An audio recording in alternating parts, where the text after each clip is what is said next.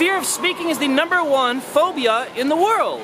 Most people, when they attend a funeral, would rather be in the casket than giving the eulogy. It is 90 degrees Fahrenheit, 31 Celsius, and 70% humidity here in the Ameyoko market in Tokyo, Japan. It's really hot and sweaty, but it's wonderful. And I'm surrounded by millions of people, or at least many thousands, who are also watching me over there. So in honor of the fact that there are so many people in this public space, we're going to talk about speaking in public, prolifically, not just how to speak in public, but how to be a dynamic speaker. It is a key factor of anyone with leadership qualities is that they can speak prolifically and dynamically in public. It happens to be something that I'm blessed with, thank God, but many people, in fact, the majority of the world have a fear of speaking. Believe it or not. I guess maybe you can believe it if you're one of those people. But fear of speaking is the #1 phobia in the world. Most people, when they attend a funeral, would rather be in the casket than giving the eulogy. It's crazy in my opinion, but you can snap out of it. The first thing, before we talk about how to be a prolific, good, dynamic speaker, let's talk about how to just speak in public, period. How to get over your fear if you have one. #1, it's really dead simple. Get over it. Learn to speak well. Learn the tools and tactics you need to speak well in public so you feel confident that you can do it well. With that confidence, you will be able to speak in public. Just get over it. Jump in the water head first. If you are in a burning building, don't be that person afraid to jump out the window, because it's easier to get out that way and you have a chance than stay in the window scared to jump and get burned down with the joint. Alright, so you want to be that person who just jumps in and does it.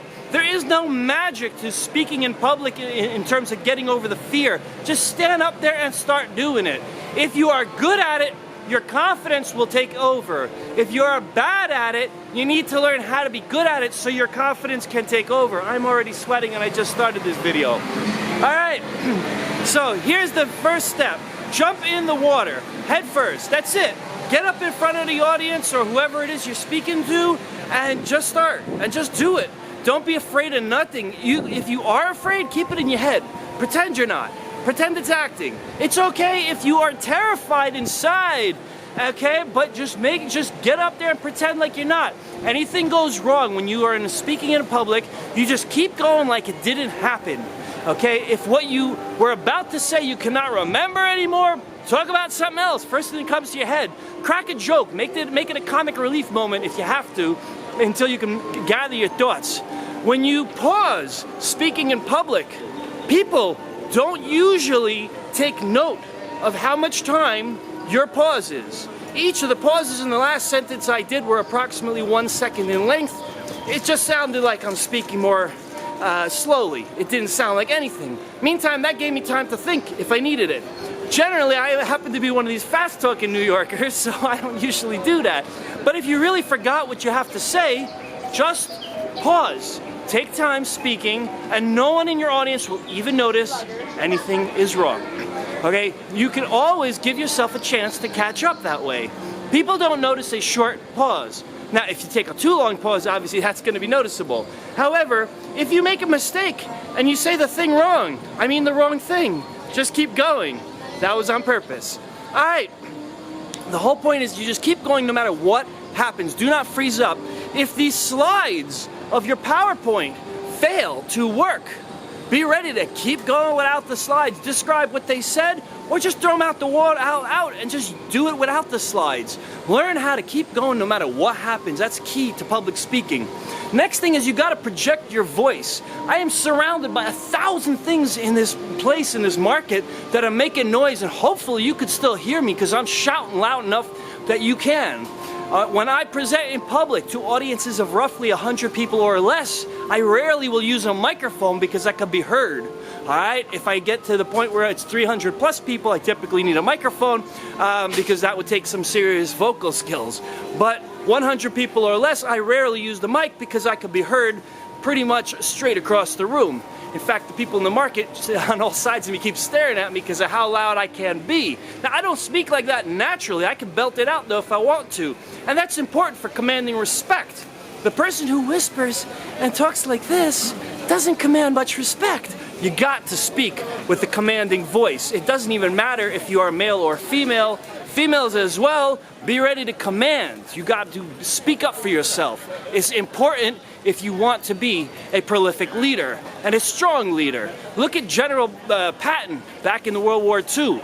He was considered to be one of the greatest generals in U.S. military history. That man could speak.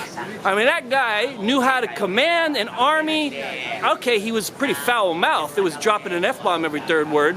But still, he was known to speak for an endless amount of time and get everybody completely content and listening and just eating up every one of his words. Okay, that is the whole idea. You want to make them eat up your words. Next thing to get over the fear is to realize that everyone is there for your success, not for your failure. They want to know what you have to say. That's why they're sitting there listening to you. They don't want to see you fail. They want to see you succeed. They are rooting for your success. The whole place is rooting for you to give a good presentation or speech or whatever it is. They want to hear what you have to say. They are not looking to see you fail. Okay, when the whole place is rooting for your success, that should help your confidence. All right, now, have you ever watched a speaker fail? It's painful to watch. You don't want to see that. Nobody wants to see that. Therefore, nobody in the room is expecting you to fail. They're expecting you to succeed. It's not that hard to live up to it when the whole room wants it for you. All right? They are all rooting for you. Now let's talk about being a prolific speaker, not just how to get over the fear. Lots of videos talk about how to get over the fear. I'm going to talk about how to be prolific. All right? Now, next thing is, if you have any form of verbal uniqueness. I speak like a heavy New Yorker, straight up. My accent comes out when I speak fast, and it comes out strong. I can take it away and speak very much like a perfect American, but I can't when I speak loud because it comes out natural. That's my natural accent. So the thing is, if you have any form of verbal quirks, whether you're British accent, whether you have a urban accent, whatever it is, let it out. It makes it more interesting when you listen to the person. People who speak very prolifically will speak naturally. That's the way it comes out. Okay, next thing is you don't want to be still. You want to move. Okay, the more you move, the more interesting you are to watch. People who stand there staring at the screen like this and do nothing, that is not interesting to watch. That's called a talking head. You want to have movement. You want to get into a body motion. The bigger your audience, the more motion you gotta have.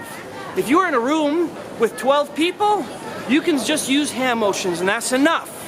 But if you are in front of an audience of 400 or 500 people, the hand motions don't look enough. They look like the talking head that doesn't move. You gotta have straight up body movement. Pace around the room if you need to. I pace like crazy when I speak. I like it.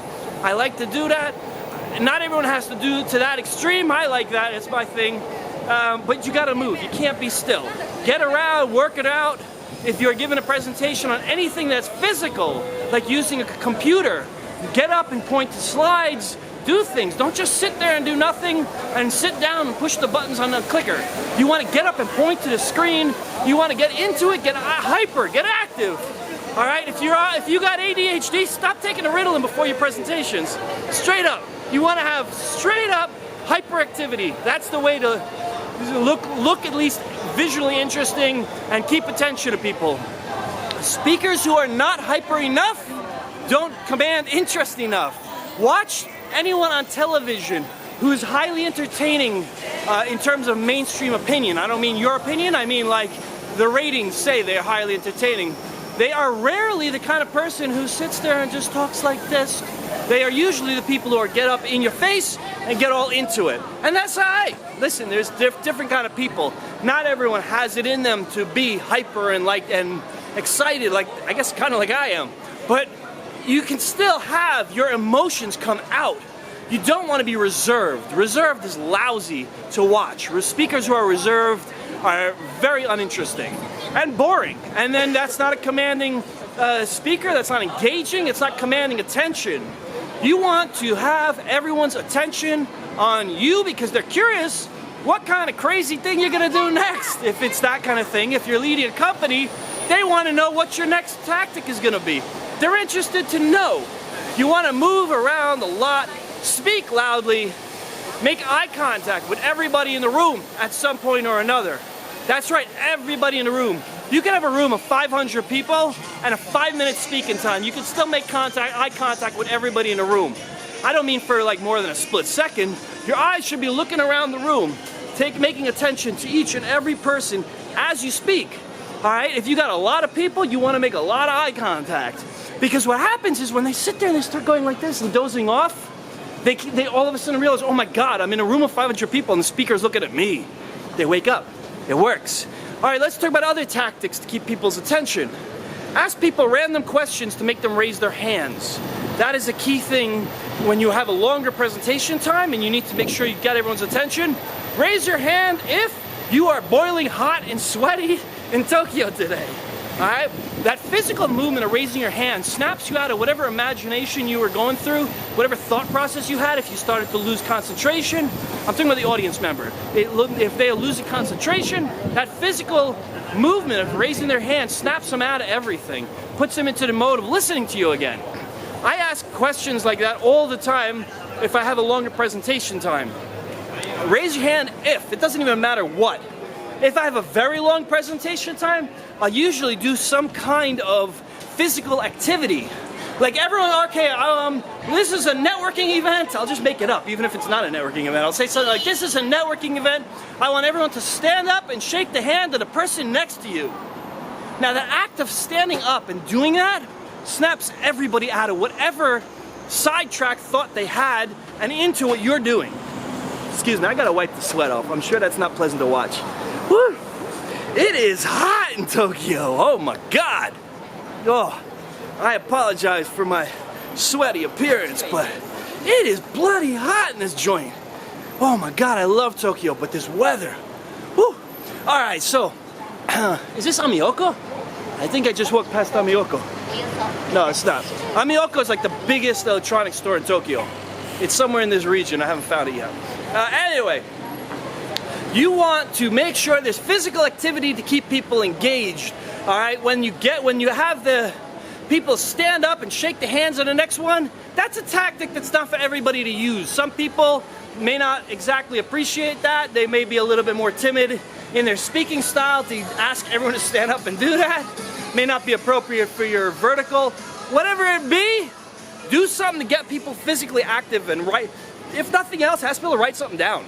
If you're like in a corporate setting where it's very like suit and tie and you don't want to do that necessarily, ask people to write things down. Okay, we're going to talk about, I don't know, the financial projections for May. Everyone please write down on your paper $500 million. Write that down right now, $500 million. Because that's what our projection is going to be. You do that. That's just a tactic. Everyone in the boardroom just woke up because you just told them the punchline before you started the idea. That's the whole idea, okay? Everyone just woke up, 500 million, really? That's our projection. See, you can be animated even in a very corporate, boring setting. Okay, it doesn't have, by the way, I don't find corporate to be boring. Most people do. I happen to enjoy that stuff. But most people do find it boring. That's why I said it that way. Personally, I wouldn't call it boring. Okay, anyway. Tokyo's amazing, by the way. Holy cow. You gotta see what I'm looking at. Look at that. Wow. This place is so incredible. You got that on one side, and then you got forest over there. It's just so cool, Tokyo. Anyhow, all right, so physical activities, you kind of always want to have a lot of physical engagement with your audience. Get them moving. Next thing you can do is pick on specific people, because when people feel like they're going to be picked on next, oh, they wake up. They don't doze off so quickly at that point. All right, so if you start picking random people in the audience, hey you, what do you think about I don't know, the money exchange crisis in Zimbabwe? I have no idea if they have one. I'm just making it up as I go along. Whatever it is, it doesn't matter what you're asking them. You're asking random questions to random people in the audience, and that will make sure that those people are awake and they are expecting to be potentially picked on, okay? And when I do that, I typically will pick on one of two types of people. The person who I think can answer the question well, or the person who I think can't and isn't paying attention and I want to drag them in. Two different tactics, two different people, depending on the question I ask. I will ask the questions accordingly. So if I know that they're not going to answer the question, then I will ask a different type of question. So I'll ask something where I want to be the one to answer it to someone who I know can't answer it because he's playing with his phone while I'm talking.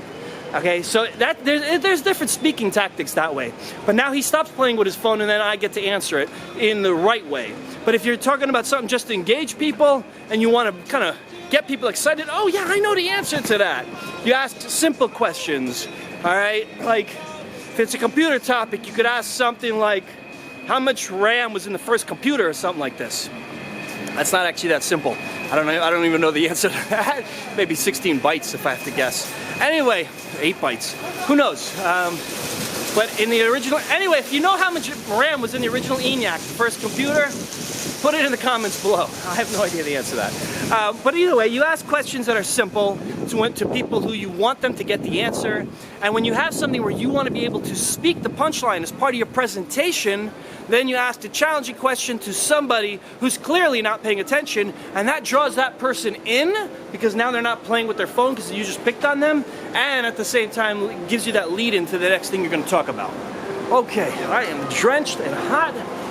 Holy smokes, it is hot in Tokyo and humid. Humid, all right. Okay, so in terms of speaking in public, just jump in with both feet. Don't be afraid of it. There's nothing to fear.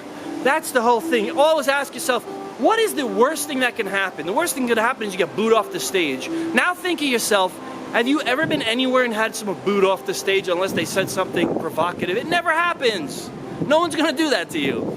Okay, the worst thing I've ever seen a public speaker do is freeze up, can't think of what they have to say, 2 or 3 minutes go by, the organizer gives up on them and takes them off the stage. That was heartbreaking to watch. All right, don't be that person. Just move on. Whatever it is that you have to say, if you forgot what you have to say, that's not even the end of the world. Talk about anything else just to keep the conversation going. And as you loosen up, everything will just start flowing again in your head. That's the whole thing. So let's say theoretically I'm supposed to talk about financial projections for the next quarter. For the life of me, I can't remember the numbers. That's it, I'm done. It escaped my brain because I'm so nervous. This is hypothetical, but whatever. I'm not going to sit there and go, what were the numbers? Or sit programming with my computer to try to find the numbers. No. I'll start talking to the audience and say, what do you think in the next few months? How do you think it's going to go? Now, I don't even care what they really have to say. I'm buying time in my head. Maybe I do care. I don't mean it like that. But I mean, the purpose of me asking is not to get their answer, but to buy my time. All right? Also, during doing that, you kind of relax because you have this conversational flow going on, and everything is easy, and your brain kind of chills out, and you have a chance to kind of collect your thoughts. All right? While you're talking, you could just kibitz away. Sorry, kibitz is Yiddish. Joke away with people, make up stuff. You could say things like, you know, next quarter looks like it's going to be a big one. What do you think? You think we're going to make that $1 million cut if that's a high number for you, or 100 million if that's a high number for you, depending on what you're selling and where your business is at. You can make anything. Just make conversation. Talk about Florida, your last trip to sit on the Miami beach. You know, anything. It doesn't matter. Obviously, if you overdo that, it'll start to become obvious you have not really thought out what you have to say. But you don't want to do that. You want to just buy a little bit of time like that. So, no matter what happens, keep going. It's not that hard if you just keep going. You don't have to speak about what you intended to speak about. Don't get fixated on ideas, and be ready for anything to fail. Anything that can fail will fail at some point in your career. Slides will definitely fail. Access to internet or Wi-Fi for your examples or what it is you're presenting on will definitely fail. That happens really frequently. Probably the number one point of failure is lack of internet connectivity.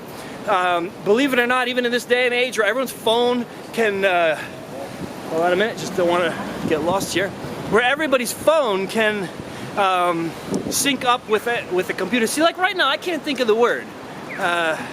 You don't see me going, oh, what do I do, what do I do? I'm saying sync up. There's a proper word for connecting your computer to your phone for internet connection. It's out of my mind right now. But I don't look like I'm struggling, like what phone, what's the word? No, I just said sync up. Connect to it. Whatever it is. It doesn't even matter the fact that I can't remember how to connect to my phone wirelessly. There is a word for it. Now, here's what not to do. Don't pull out your phone and just start looking it up. That's boring for everybody else watching you. Oh, I just realized I'm walking on the wrong side of the street here. You walk on the left in Japan, which is the reverse of the United States and many other countries of the world that use the right side of the street to walk on. If you are not from a large metropolis, you have no idea what I'm talking about. But people in New York do, because most of the time you walk on the right side of the sidewalk, every person. Anyhow, okay. Whew. All right, so I'm sweating away right now. This is tough. I'm having trouble breathing in this place. I love it here though. I don't want to go nowhere else in the world. It's amazing. All right, so now, you always want to keep going no matter what happens.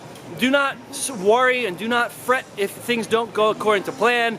However, you should, prior to any form of presentation that requires any third-party appliances like AV or a microphone or projector or PowerPoint slides, anything like this, you should always have contingency plans ready. So if you need PowerPoint slides, don't just come with them loaded on your computer and expect that to work. Not expect, you can expect it to work. Don't count on it working as your only option. Bring your slides on a USB stick so you can plug them into somebody else's computer. On that USB stick, your slides should be both in PowerPoint, PDF, and 10 other formats, whatever it takes. You should also put your slides on a website that you can download it, that you can remember the URL or write down the URL, so you can always just go to a browser and pull up those slides. Make it easy if you count on those slides for your presentation. Ooh, that's loud. Okay. Anyhow, that is about it for public speaking. I can't breathe in this joint. It's so humid.